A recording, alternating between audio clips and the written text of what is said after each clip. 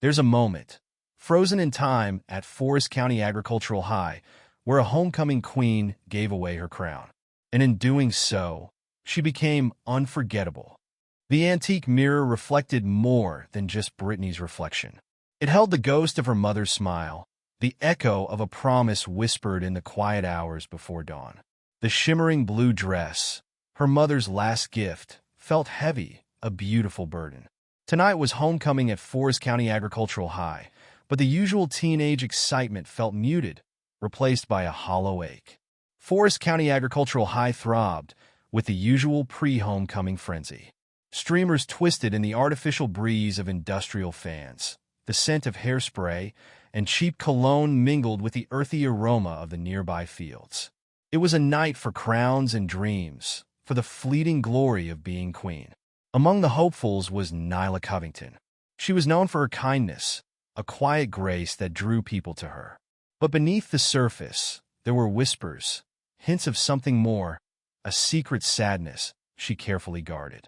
And then there was Britney Walters.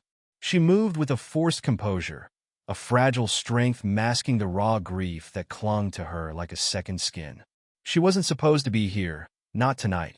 But promises, especially those made to the dying, hold a power stronger than sorrow. A single, shared look connected Britney to her father, standing rigidly at her side. A promise, a vow. Nyla's home wasn't a grand, sprawling farmhouse like some of her classmates. It was a modest, two-story house nestled on the edge of town, where the scent of pine trees mingled with the faintest whiff of the nearby paper mill. Her father, a quiet man with calloused hands and a gentle heart, worked the night shift there. Her mother, a nurse at the county hospital, was the embodiment of compassion, her days filled with tending to the sick and injured. "Kindness isn't a weakness, Nyla," her mother would often say, her voice soft but firm. "It's the strongest force there is." This mantra was woven into the fabric of Nyla's upbringing, reinforced by countless small acts of generosity. Her mother volunteering at the local soup kitchen, her father fixing neighbors' broken fences, the family taking in stray animals. One memory in particular stood out. Nyla, at the tender age of 8, had found a wounded bird in their backyard, its wing twisted at an unnatural angle. She cradled it gently, tears streaming down her face, convinced it was going to die. Her grandmother, a woman who seemed to possess an ancient wisdom, had shown her how to splint the wing with twigs and cloth. "Even the smallest creatures deserve our compassion, child," she'd said, her voice a low hum.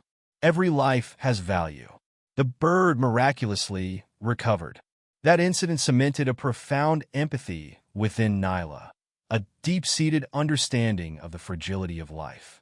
But Nyla's life wasn't without its shadows. 2 years ago, her best friend, Sarah, had moved away unexpectedly. The departure left a gaping hole in Nyla's world, a silence that echoed in the hallways of the school and the familiar paths they used to walk. Sarah had been the one who understood Nyla's quiet nature, the one who saw past her shyness to the vibrant spirit within. The letters they exchanged became less frequent, the phone calls shorter, the bond slowly fraying under the weight of distance.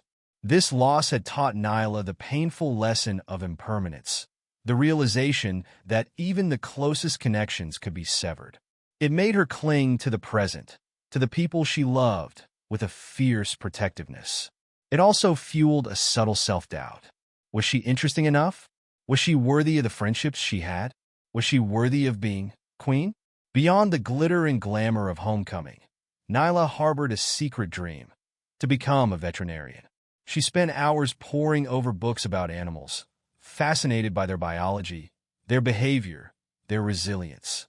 The local vet, Dr. Evans, a kind, older woman with a twinkle in her eye, had even allowed Nyla to shadow her a few times, witnessing the miracle of birth and the heartbreak of loss.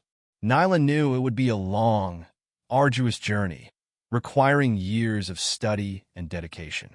But the thought of alleviating suffering, of making a difference in the lives of animals, filled her with a quiet determination.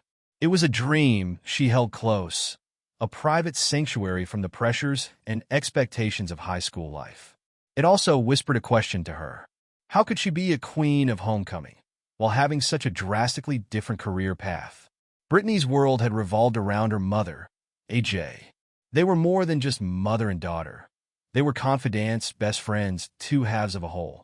Their small, cozy home was filled with laughter, music, and the aroma of AJ's baking.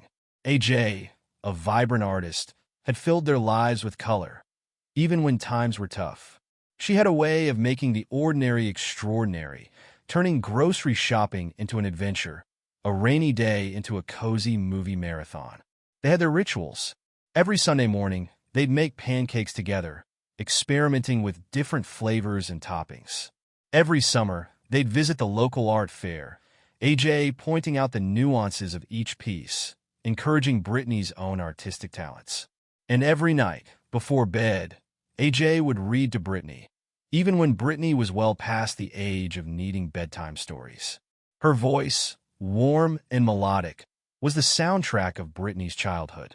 One particular memory shimmered: a trip to the beach when Britney was 10. AJ had taught her how to build sandcastles, intricate structures that defied the relentless waves.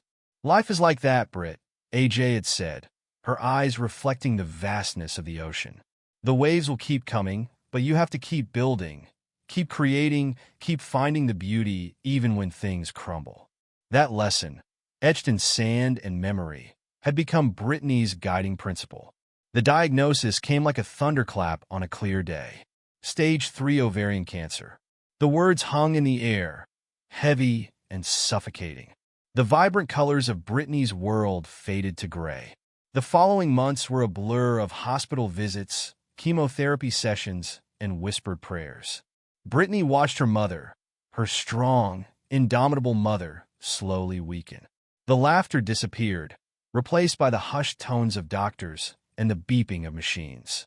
The smell of baking was replaced by the sterile scent of antiseptic. Britney tried to be strong, to be the anchor her mother needed. She took on more responsibilities, cooking meals, cleaning the house, managing the endless stream of medical bills. But beneath the surface, she was terrified, a child lost in a nightmare she couldn't wake up from. There were moments of hope, brief remissions that sparked a flicker of optimism. But the cancer was relentless, a cruel tide that kept eroding AJ's strength. In the final weeks, AJ made Britney promise she wouldn't miss homecoming. "It's a milestone, Brit," she'd whispered, her voice raspy. "You deserve to have that experience. I'll be there with you, in spirit." John, Britney's father, had always been a quiet presence, a steady hand in the background. A carpenter by trade, he was a man of few words, his emotions hidden beneath a stoic exterior. But the illness transformed him. He became Britney's rock, her protector, his grief channeled into a fierce determination to care for his wife and daughter. He took on extra work, juggling his job with hospital visits and household chores. He learned to cook, clumsily at first, but with a growing confidence. He sat by AJ's bedside, holding her hand, whispering words of comfort, even when she was too weak to respond. After AJ's passing, John and Britney found solace in each other's company. They started a new ritual. Every evening, they'd sit on the porch, watching the sunset, sharing memories of AJ. John, a man who had always struggled to express his feelings, began to open up, revealing a depth of love and grief that Britney had never seen before. He talked about his own dreams, his passion for woodworking, his hopes for Britney's future. He spoke of his love for AJ with a tenderness that can break one's heart. The day after her mother's funeral, Britney woke up feeling numb.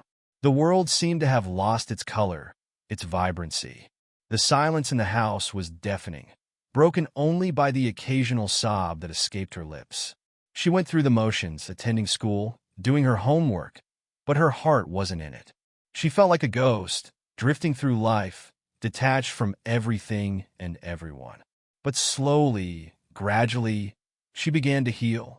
The support of her friends, the unwavering love of her father, and the memories of her mother helped her to find her footing again. She started to draw again, pouring her grief onto the page, creating images of beauty and sorrow. She started to talk about her mother, sharing stories with her friends, keeping her memory alive. Acceptance didn't mean forgetting. It meant learning to live with the pain, to carry the love and the loss with her, to find a way to move forward without leaving her mother behind. Attending homecoming, even without her mother, was a part of it. A huge, crucial, devastating part of it. Nyla and Britney weren't close friends, not in the way that implied sleepovers and shared secrets. They were more like friendly acquaintances, orbiting the same social circles but never truly connecting. They'd shared a few classes, exchanged polite nods in the hallway, and occasionally partnered up for group projects. Nyla, with her inherent empathy, had always sensed a certain guardedness in Britney, a wall built around her heart. She'd noticed the subtle sadness in Britney's eyes, the way she sometimes seemed to retreat into herself. There was one particular incident that stood out in Nyla's memory. During a sophomore year biology class, they'd been dissecting frogs. Britney, usually so composed, had suddenly turned pale and rushed out of the room. Nyla had followed her, finding her in the bathroom, leaning against the sink, her face ashen. "Are you okay?" Nyla had asked, her voice filled with concern. Britney had just shaken her head, unable to speak. Nyla had stayed with her, offering a silent presence, a quiet understanding that transcended words. It was a small moment, but it created a subtle connection, a shared vulnerability that lingered between them. Nyla had heard whispers about Britney's mother's illness, snippets of conversations overheard in the hallways, hushed tones that spoke of tragedy and loss. She knew, on some intuitive level, that Britney was carrying a heavy burden.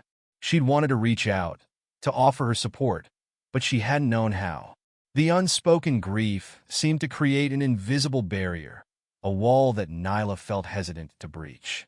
As Nyla stood on the football field, bathed in the glow of the stadium lights, she felt a surge of conflicting emotions. Excitement, yes, but also a nagging sense of unease. She scanned the crowd, her eyes searching for Britney.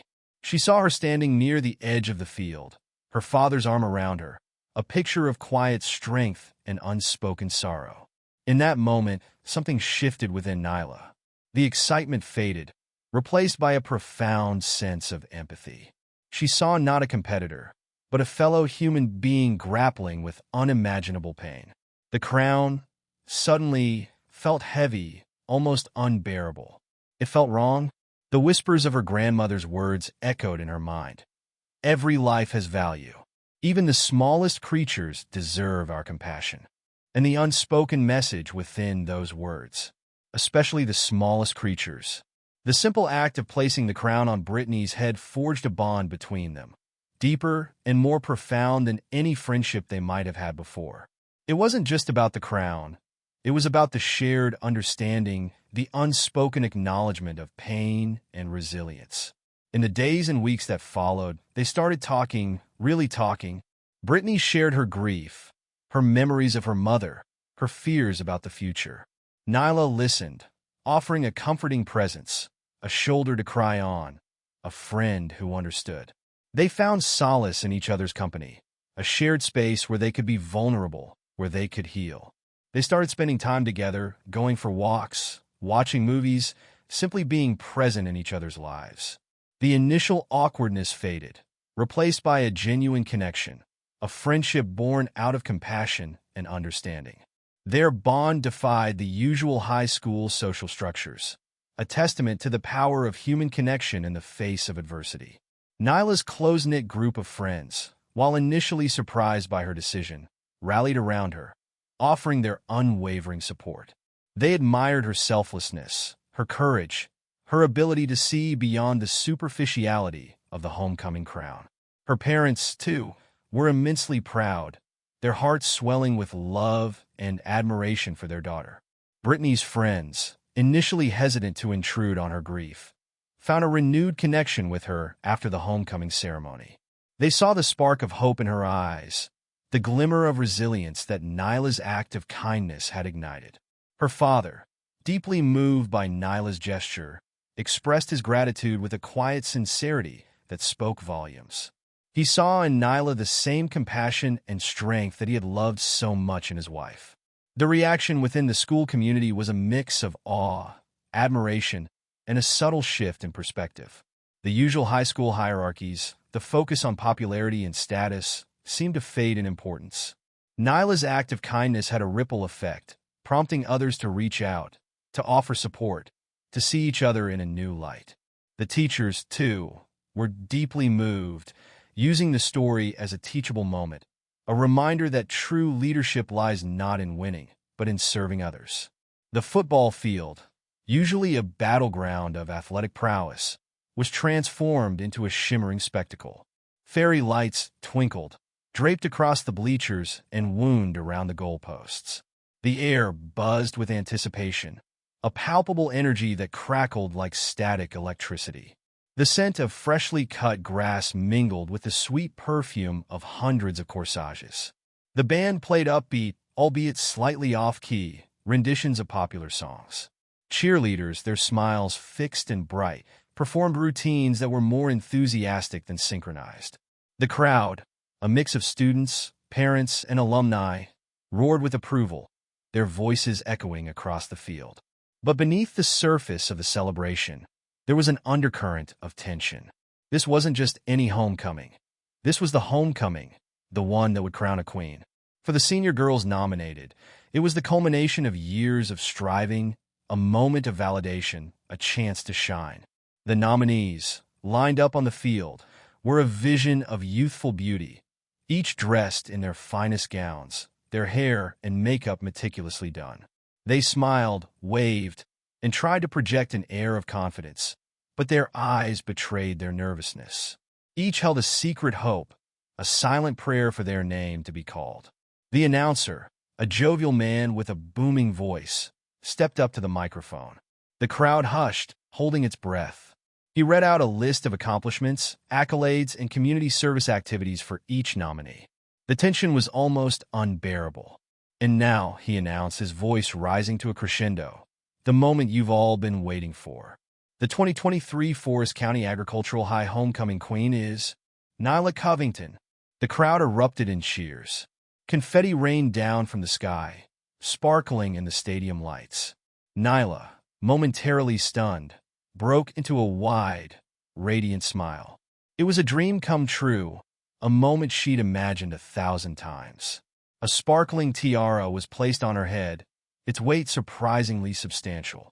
She felt a surge of pride, of accomplishment, of belonging. She looked out at the cheering crowd, at her beaming parents, at her friends waving wildly from the stands.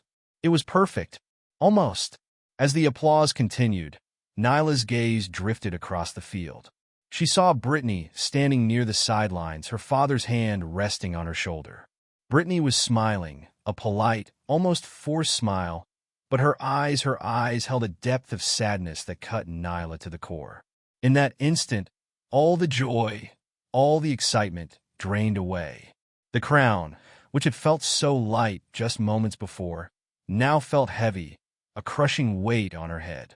It felt wrong. It felt like a betrayal. A whirlwind of thoughts and emotions raced through Nyla's mind. She remembered her grandmother's words, her mother's teachings, the wounded bird she'd rescued as a child. She thought of Britney's loss, her courage, her quiet strength. She thought of the promise Britney had made to her mother. The decision, when it came, wasn't a conscious one. It was an instinct, a deep-seated knowing, a surge of compassion that overwhelmed all other considerations. It was a moment of clarity, of profound understanding. She knew what she had to do. Without a word, without a second thought, Nyla reached up and gently removed the crown from her head. The cheering faltered, replaced by a confused murmur. The band stopped playing. The cheerleaders froze mid-routine. Nyla walked towards Britney, her steps measured and deliberate. The crowd watched in stunned silence, unsure of what was happening. The only sound was the rustle of Nyla's dress and the faint whisper of the wind. Britney looked up, her eyes widening in surprise as Nyla approached. She opened her mouth to speak, but no words came out. Nyla reached out and, with a gentle smile, placed the crown on Britney's head. It fit perfectly. Britney's eyes filled with tears, not tears of sadness, but tears of gratitude, of disbelief, of overwhelming emotion. Her father, his own eyes glistening, squeezed her shoulder, his silent support a powerful force. For a long moment, the entire stadium was silent, suspended in a state of collective awe. Then, slowly, tentatively, applause began to ripple through the crowd.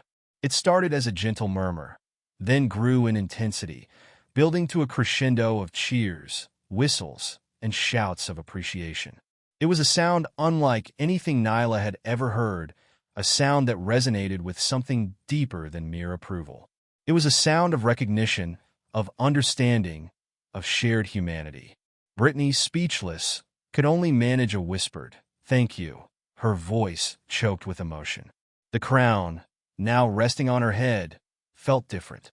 It wasn't a symbol of victory, but a symbol of love, of compassion, of shared humanity. Her father, his eyes shining with unshed tears, hugged her tightly, whispering, "Your mother would be so proud." The nominees, initially stunned, rushed to embrace both Nyla and Britney. The superficial competition of the evening dissolved, replaced by a genuine sense of camaraderie and respect. The teachers, their faces etched with emotion, nodded in approval, their hearts filled with pride for their students. The crowd, still buzzing with excitement, began to chant, "Nyla! Nyla! Britney! Britney!" It was a spontaneous outpouring of support, a recognition that something extraordinary had just happened. The story of Nyla's selfless act spread like wildfire. Within hours, it was all over social media. Videos of the moment, captured by countless smartphones, went viral. Hashtag Nyla and Britney became a trending topic, with people from all over the world sharing their thoughts and feelings about the story. The local newspaper ran a front-page article, hailing Nyla as a true queen and Britney as a symbol of strength and resilience. The school community rallied around the two girls, organizing fundraisers to help Britney's family with medical expenses and to support cancer research. The story transcended the small town of Forest County, reaching a national and even international audience. It was a reminder that even in a world often filled with negativity and division, acts of kindness and compassion can still shine brightly. The national media quickly picked up the story. News outlets from across the country contacted Nyla and Britney, requesting interviews. They were hesitant at first, overwhelmed by the sudden attention, but they realized that their story had the power to inspire others, to spread a message of hope and kindness. The culmination of the media frenzy was an invitation to appear on The Ellen DeGeneres Show. Nyla and Britney, accompanied by their fathers, flew to Los Angeles, their heads spinning with the surreal nature of their experience. The interview with Ellen was emotional and uplifting. Nyla, shy but articulate, spoke about her decision, emphasizing that it wasn't about giving up the crown, but about sharing it, about recognizing Britney's strength and resilience. Britney, her voice filled with gratitude, spoke about her mother's legacy, her own journey through grief, and the profound impact of Nyla's act of kindness. Ellen, deeply moved by their story, surprised them with a donation of $10,000 each to help them pursue their dreams. The audience erupted in applause, tears streaming down many faces. The story didn't end with The Ellen Show. Back in Forest County, a wave of kindness swept through the community. Inspired by Nyla and Britney, students started volunteering at local charities, organizing fundraisers for various causes, and simply reaching out to those in need. A classmate struggling with depression found unexpected support from peers. A lonely elderly neighbor received regular visits from students. Small acts of generosity, inspired by one extraordinary moment, rippled outwards, creating a more compassionate and caring community. For Nyla, the experience solidified her desire to become a veterinarian. She saw the power of compassion, not just in human relationships, but in all aspects of life. She continued to excel in her studies, driven by a deep-seated commitment to making a difference in the world. For Britney, the experience was transformative. It didn't erase her grief, but it gave her a renewed sense of purpose. She continued to pursue her artistic talents, channeling her emotions into her work, creating pieces that were both beautiful and poignant. She also became an advocate for cancer awareness, sharing her story and raising funds for research. Nyla and Britney remained close friends, their bond forged in a moment of shared humanity. They supported each other through the ups and downs of life, their friendship a testament to the power of compassion and understanding. Their story became a legend, a reminder that true royalty lies not in a crown, but in the heart. The story of Nyla and Britney is more than just a heartwarming tale of high school homecoming. It's a parable about the true meaning of beauty, a reminder that it's not about outward appearance, but about inner strength, compassion, and the willingness to put others before oneself. It's a story about the power of empathy, the ability to see beyond our own experiences and to connect with the pain and suffering of others. It's a story about the ripple effect of kindness, how one small act can inspire countless others, creating a wave of positive change. It's a story about the enduring power of love, how it can transcend even the greatest loss, how it can bind us together in moments of shared humanity. And it's about the importance of remembering. Years later, Nyla and Britney returned to Forest County Agricultural High for their 10-year reunion. Nyla, a successful veterinarian, had opened her own practice, fulfilling her childhood dream. Britney, a renowned artist, had exhibited her work in galleries around the world, her art a powerful testament to her resilience and creativity. They stood together on the football field, the scene of that unforgettable homecoming night. The memories flooded back, the cheers, the tears, the shared moment of profound connection. They were no longer teenagers, but the bond between them remained as strong as ever. They looked out at the crowd, a new generation of students, their faces filled with hope and anticipation. They saw in them the same potential for kindness, for compassion, for making a difference in the world. The true queens are never truly crowned. Or perhaps, true queens recognize the crowns in one another.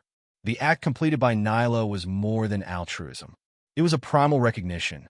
Britney never forgot it. And you, reading this, won't either. Will you? What small act will ripple from your heart?